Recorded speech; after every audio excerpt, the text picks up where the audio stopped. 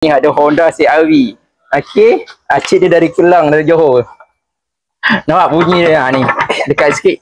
Dia dah goyang ah. Dah keluar terus ah. Ya. Ni ketak. Ni terbuka ganti baru. Dah tertanggal dia ni.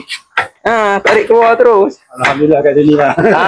Kalau kena dekat highway. 2 hari nanti. Okey. Pengamatan dia lebih S otomotif hari ni saja. Dia kalau biasa kalau koyak, dia boleh ganti ni je. Kalau koyak ganti gerai servis balik, tu jimat. Sebab ini dia patah tangan. Ni patah. Buka kita tengok apa berlaku. Tak payah potong terus dia, plastik tu. Boleh? Dia bakar bedah. Bakar bedah. Tak payahlah, dia dah bedah.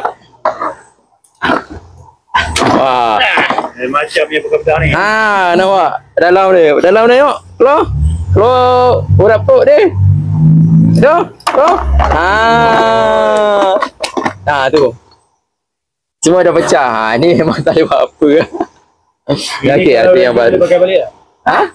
Welding dia pakai balik tak? Abang tak ada, dia tak boleh. Kita abang tak ada. Dia tengok pasang balik. Wah, lebih otomotif. Jaga kereta, jaga keselamatan.